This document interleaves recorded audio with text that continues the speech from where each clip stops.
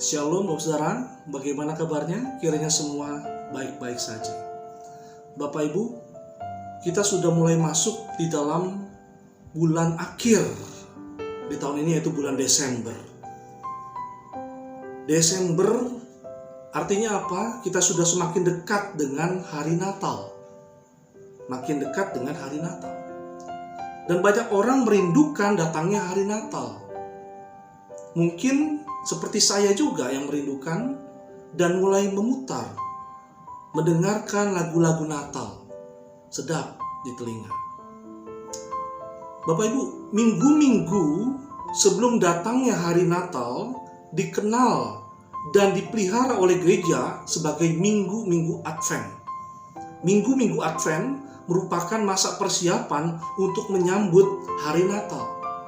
Dan firman Tuhan tentu akan menjadi bekal bagi kita dalam mempersiapkan hati di minggu-minggu Advent ini. Bapak Ibu, mari kita memulai pemberitaan firman di dalam doa. Mari kita berdoa. Bapa di surga, terima kasih kesempatan kali ini kami boleh bersama berbagi dalam firman-Mu. Kiranya Engkau Allah yang menaungi hati pikiran kami, sehingga pesan firman-Mu menjadi bekal bagi kami dalam mempersiapkan hati kami lebih sungguh kepada pemaknaan akan hari Natal. Berbicaralah ya Tuhan, di dalam nama Tuhan Yesus kami berdoa. Amin. Amin. Dan tema kita Bapak Ibu adalah janji setianya. Janji setianya yang diambil dari kitab Yesaya. Mari kita buka kitab kita. Kitab Yesaya pasal 40 ayat 1 sampai yang ke-5.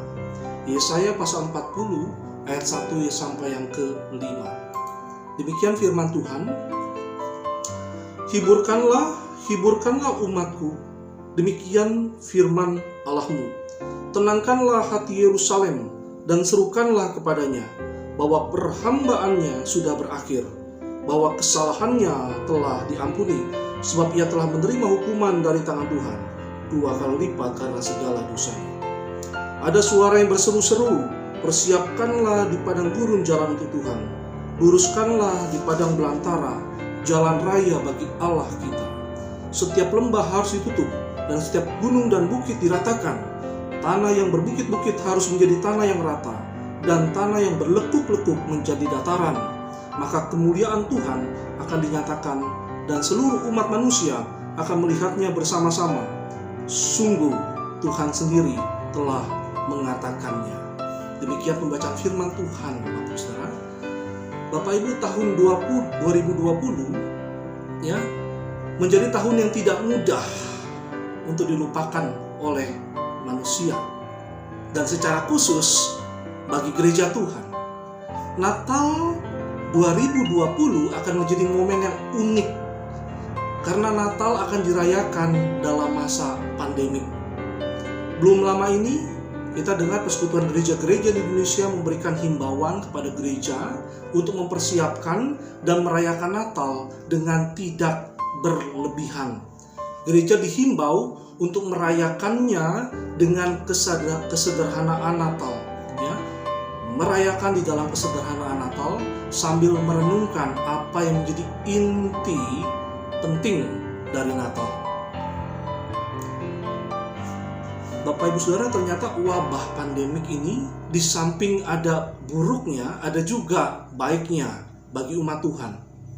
Ya, waktu-waktu ini baik bagi orang percaya untuk merenungkan secara mendalam apa sih sebenarnya yang paling inti dalam menyiapkan dan menyambut Natal. Bapak Ibu, kita sudah memasuki masa-masa Advent dalam minggu-minggu ini. Ya, masa Advent adalah tradisi gereja yang dilakukan selama 4 minggu Advent dengan melakukan penyalaan lilin.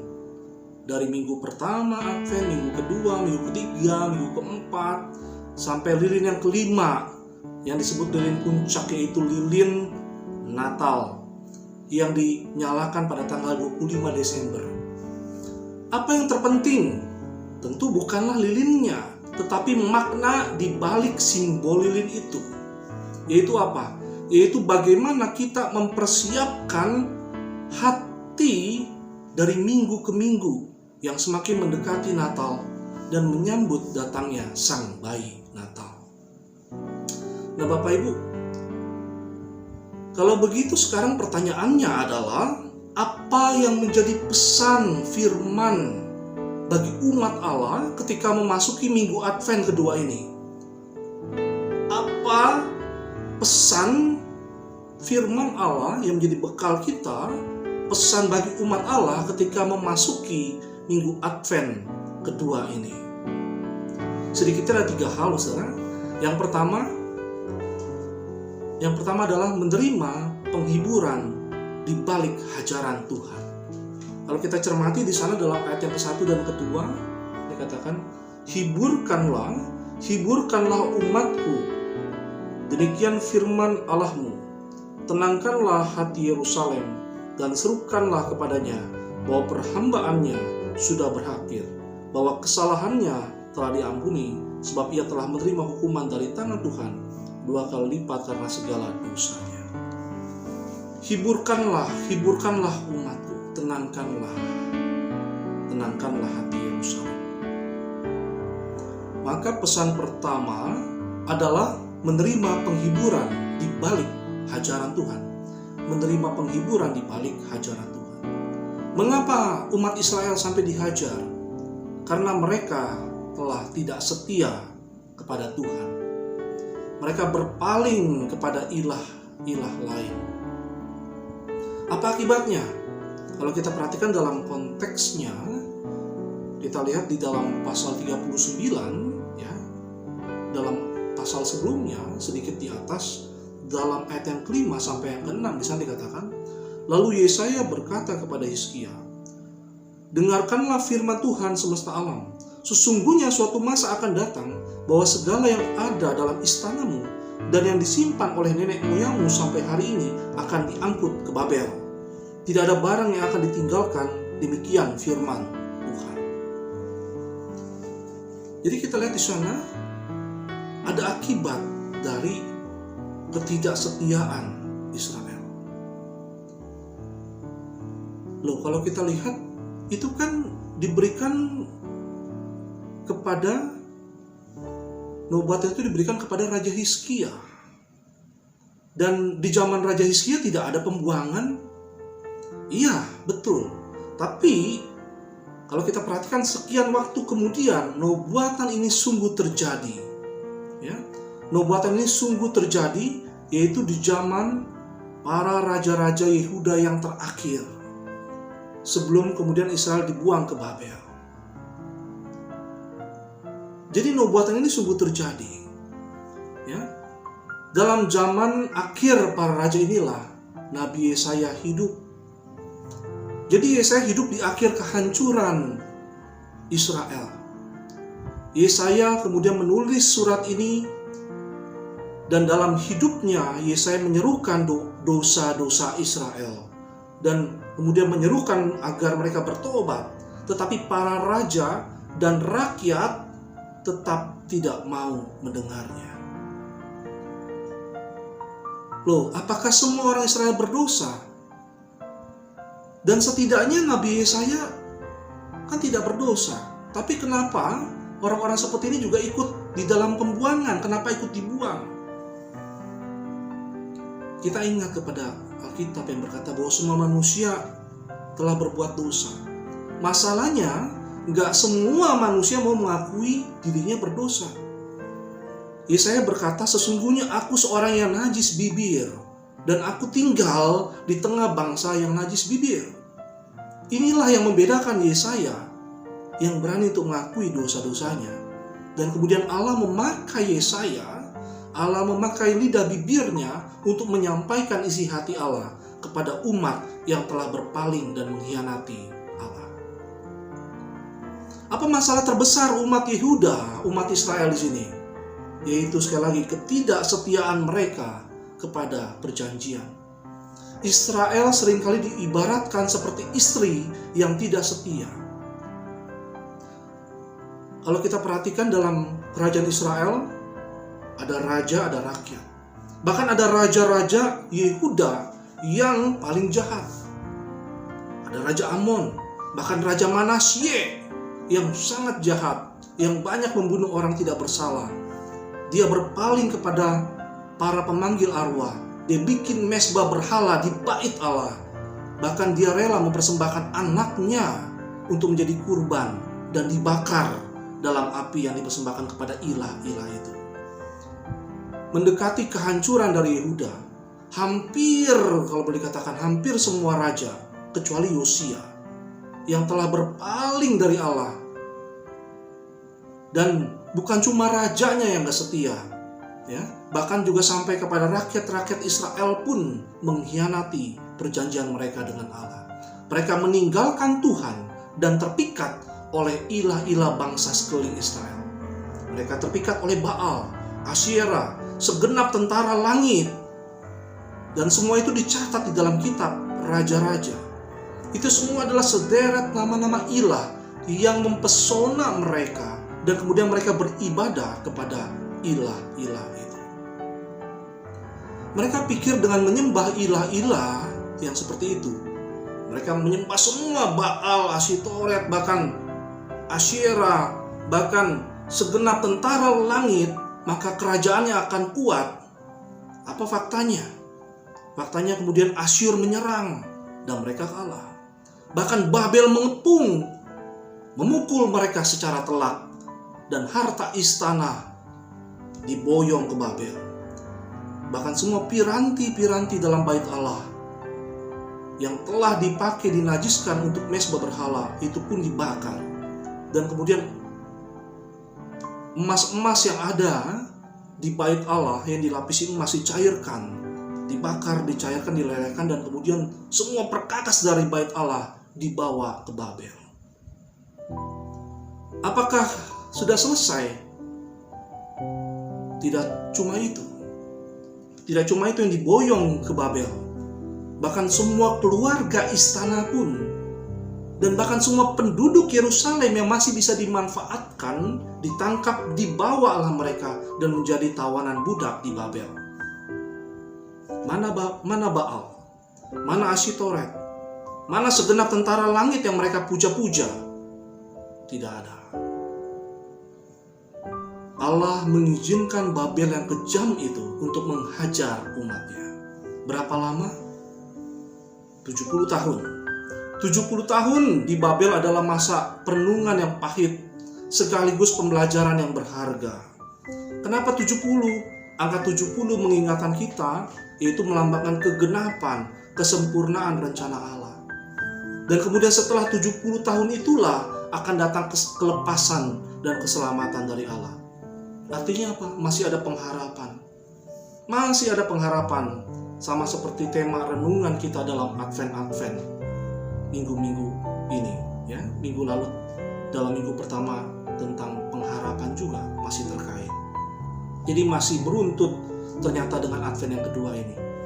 Dan di sini kita melihat bahwa Allah yang memukul, tetapi Allah jugalah yang merangkul. Allah yang menghajar, tetapi Allah jugalah yang menghibur. Apa relevansinya dengan saya?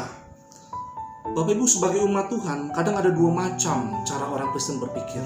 Yang pertama, ada orang yang berpikir, kan Alkitab bilang kita adalah umat kesayangannya. Kita adalah biji matanya, kita adalah umat kesayangannya. Masa sih kita akan dihajar oleh Tuhan? Nah ini kalau kita perhatikan, inilah buktinya. Bahkan kalau Tuhan mendidik, maka Tuhan akan mendidik menghajar yang gak setengah-setengah. 70 tahun yang mereka alami di Babel, mereka dibuang, itu gak tanggung-tanggung. Jadi jangan pikir kalau Tuhan gak mungkin menghajar umatnya. Justru itu bisa saja terjadi. Dan seperti ini faktanya, mereka dibuang ke Babel karena mereka bebal. Mereka dibuang ke Babel. Apa relevansinya hajaran Tuhan buat orang percaya ketika Tuhan menghajar di sini? Dalam proses hajaran Tuhan, mungkin juga umat Allah diberi kesempatan untuk meratap. Mereka meratap. Kalau kita perhatikan, ini terkait dengan kitab peratapan. Ya, kita baca di sana kitab itu seperti judulnya, ratapan. menggambarkan kemalangan orang-orang Israel di dalam pembuangan. Mereka menderita bukan cuma fisik, tetapi juga mentalnya, tetapi juga rohaninya. Sama seperti lagu yang seringkali didengungkan, "Oh datanglah Immanuel, tebus umatmu Israel, yang dalam berkeluh kesah." Berkeluh kesah, Bapak Ibu. Dan ini dibuat dengan nada minor untuk menggambarkan bagaimana konteksnya orang Israel yang meratap pada saat itu. Mereka berkeluh kesah. Tetapi Bapak Ibu, sama seperti lagu itu yang kita nyanyikan, lagu itu gak berhenti sampai kepada keluh kesah mereka. Ya, gak berhenti sampai keluh kesah mereka. Karena apa? Karena dilanjutkan dengan bersoraklah hai Israel, menyambut sang Immanuel.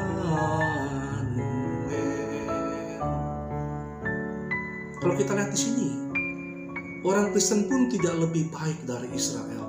Mungkin saja orang Kristen bisa berpaling dari Allah, melenceng dari jalan yang Allah berikan, seperti domba yang berjalan melenceng. Allah bisa memakai apapun untuk mengingatkan dan bahkan menghajar umatnya. Firman Tuhan berkata, "Barang siapa kukasihi, ia kutegur dan kuhajar." Hajaran Tuhan bisa saja apa yang sedang dialami oleh umatnya. Allah bisa menghajar dengan cara yang tidak terpikirkan oleh umatnya. Demikian juga sebagaimana Allah menghajar dengan cara yang tidak dipikirkan oleh umatnya, Allah juga dapat menghibur kita dengan cara yang tidak terpikirkan. Sebagaimana Israel mendapat belas kasihan, kalau kita lihat di sana. Belas kasihan dari siapa? 70 tahun setelah itu ada seorang raja. Raja itu tidak mengenal Allah, tetapi Allah justru memakai orang itu untuk melepaskan mereka. Namanya Raja Kores dari Persia. Dia kemudian menaklukkan Babel. Apa yang terjadi? Kemudian Kores mengizinkan orang-orang Israel untuk pulang ke Yerusalem. Itulah cara Tuhan yang tidak pernah terpikirkan oleh pikiran manusia. Bapak Ibu, selama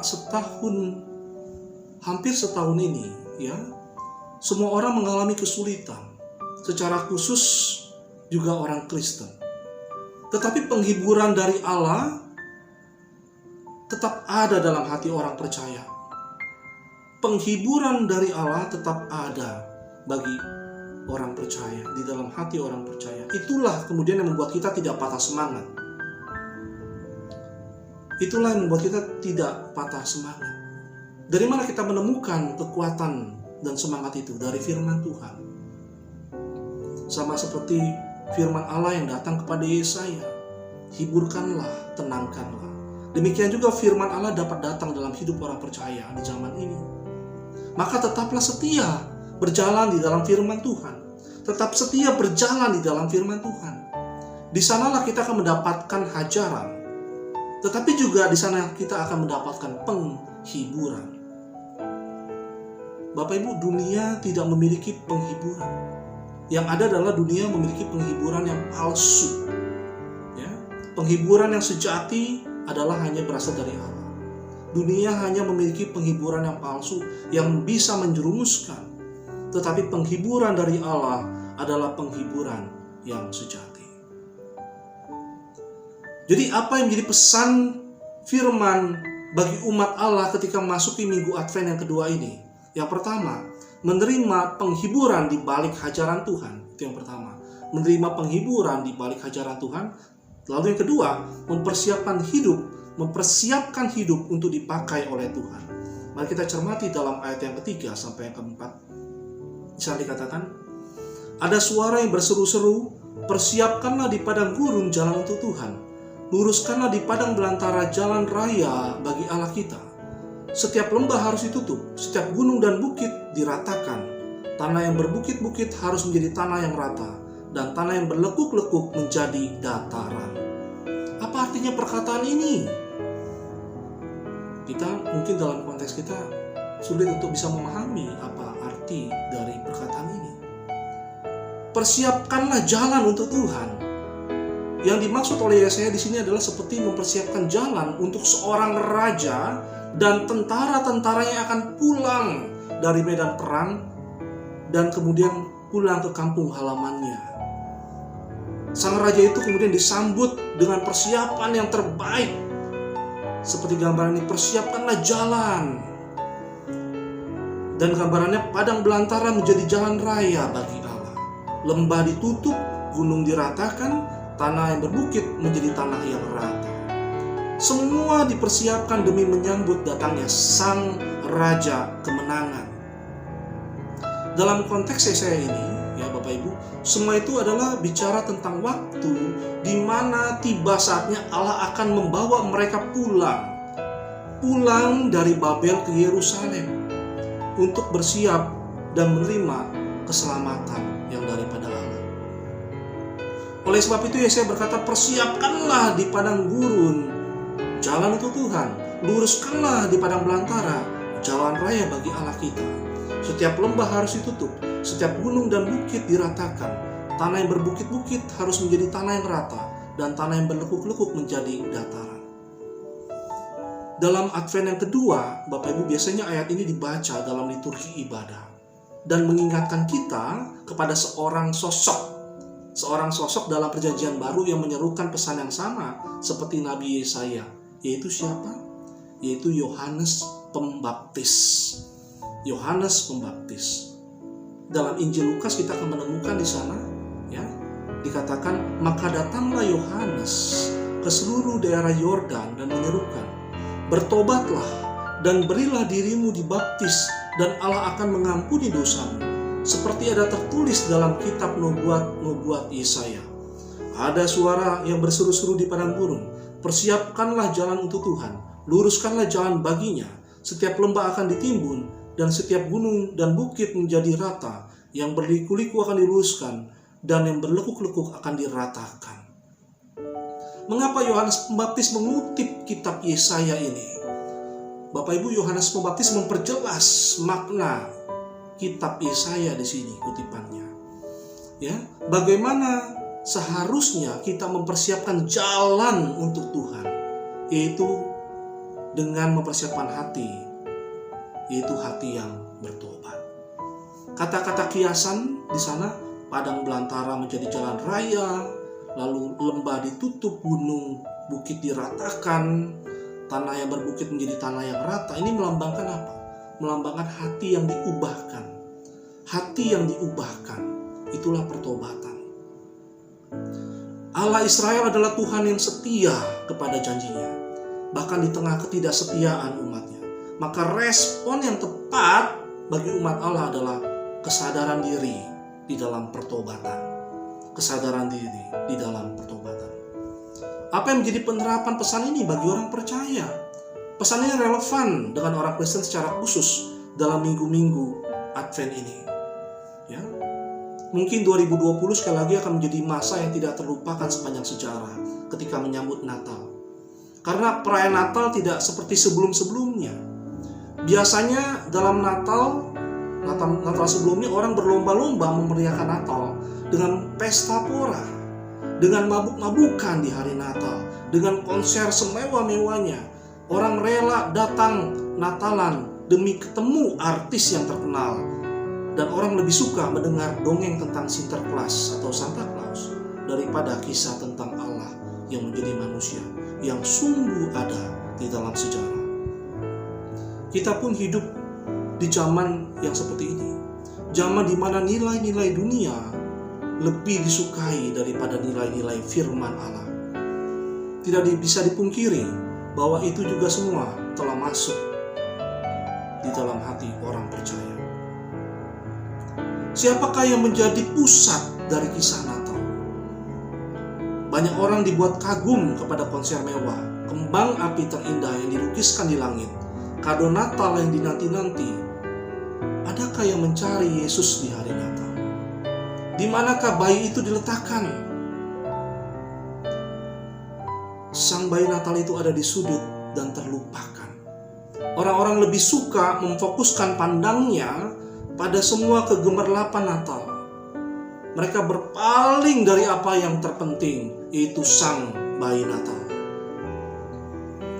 Zaman ini adalah zaman di mana segala sesuatu seperti menu yang tersedia. Hanya tinggal memencet tombol dan kemudian bisa memilih apa yang menyenangkan bagi dia.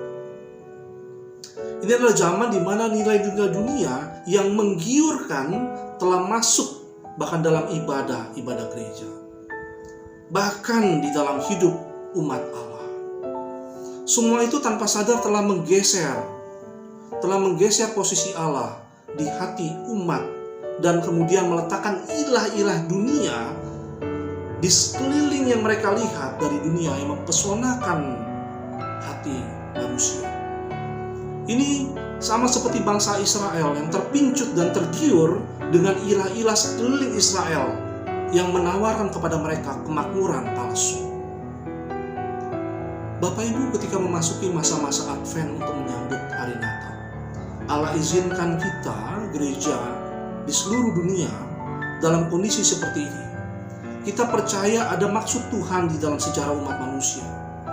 Kondisi seperti ini setidaknya akan memurnikan kita, bukan hanya sekedar merenungkan tentang apa yang kita harapkan dan kita nantikan dari Natal, tetapi merenungkan apa yang Allah harapkan dari kita di hari Natal, yaitu pertobatan.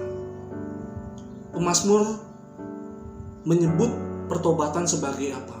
Ungkapannya, pertobatan sebagai hati yang hancur. Hati yang hancur. Pemazmur mengatakan, sebab engkau tidak berkenan kepada korban sembelihan. Sekiranya ku persembahkan korban bakaran, engkau tidak menyukainya. Korban sembelihan kepada Allah ialah jiwa yang hancur, hati yang patah dan remuk. Tidak akan kau pandang hina, ya Allah. Apa yang menjadi pesan firman bagi umat Allah ketika memasuki minggu Advent yang kedua ini? Yang pertama, menerima penghiburan di balik hajaran Tuhan. Yang kedua, mempersiapkan hidup untuk dipakai Tuhan. Lalu yang ketiga, menyaksikan kemuliaan Tuhan dinyatakan. Yang ketiga, menyaksikan kemuliaan Tuhan dinyatakan. Mari kita cermati dalam ayat yang kelima, di sana dikatakan, maka kemuliaan Tuhan akan dinyatakan dan seluruh umat manusia akan melihatnya bersama-sama. Sungguh Tuhan sendiri telah mengatakannya. Bapak Ibu, walaupun di depan mata masa depan Israel tampak gelap saat itu, tetapi Allah masih memberi mereka setitik terang. Kalau kita perhatikan, setelah para raja Yehuda bertobat, umat Israel bertobat, maka Allah memberikan secerca harapan melalui kisah apa kalau kita perhatikan? Kisah seorang raja, yaitu Raja Yoyakin. Raja Yoyakin yang sudah tua itu kemudian dibebaskan beserta dengan seluruh umat Israel. Mereka diperbolehkan pulang dari Babel ke Bethlehem. Masih ada secerca harapan. Mereka menyaksikan terang itu dari Allah. Mereka menyaksikan bahwa Allah tetap setia menepati janjinya untuk memelihara umat Israel. Selama ini mereka mendengar bagaimana Allah Israel yang dulu membawa nenek moyang Israel keluar dari Mesir dan kemudian menyaksikan kemuliaan Allah. Saat ini mereka dikuatkan kembali dengan janji itu. Dikatakan, maka kemuliaan Tuhan akan dinyatakan dan seluruh umat manusia akan melihatnya bersama-sama. Sungguh Tuhan sendiri telah mengatakannya.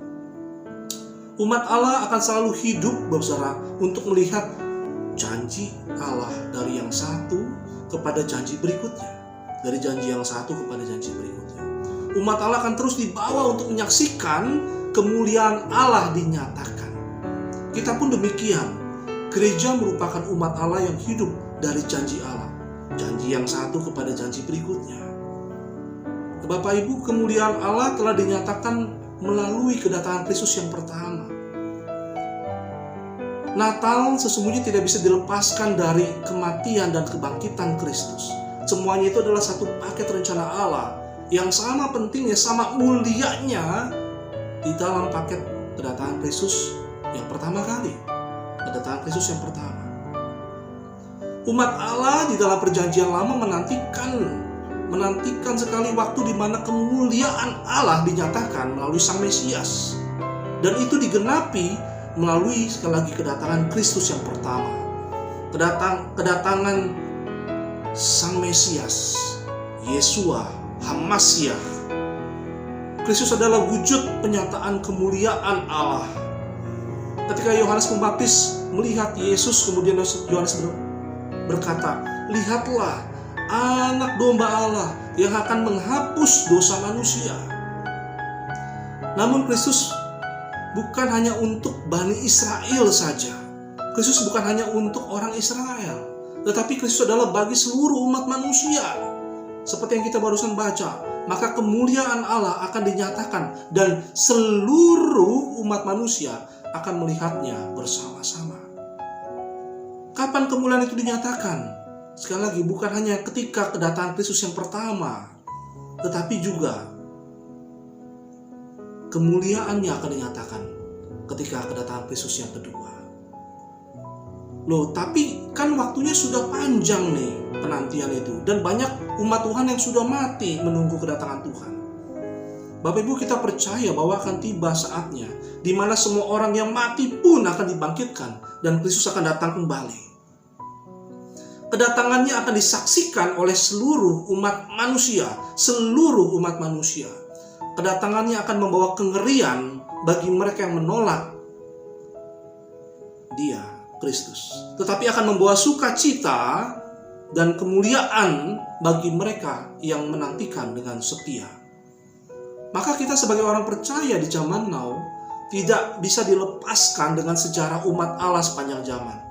Dan ada satu tugas yang selalu sama bagi umat Allah di sepanjang zaman, yaitu menyaksikan Tuhan yang telah menyatakan kemuliaannya. Menyaksikan Tuhan yang telah menyatakan kemuliaannya. Melalui apa? Melalui kedatangan Kristus yang pertama, ya.